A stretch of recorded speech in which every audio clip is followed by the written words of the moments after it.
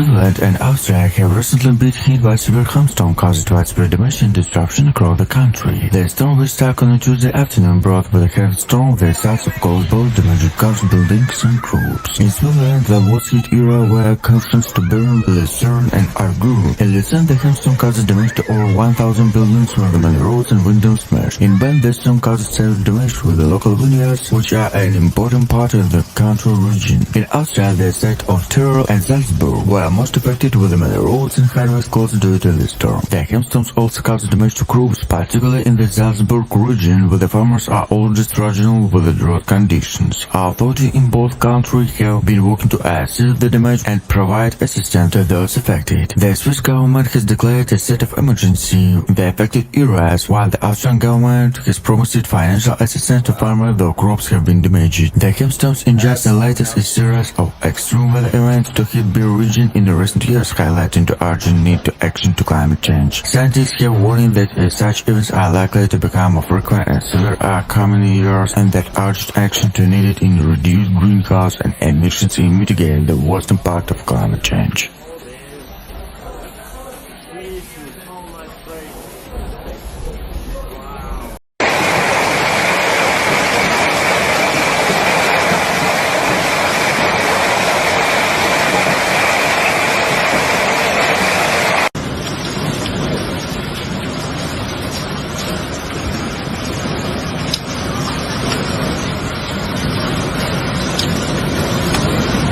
Que isso?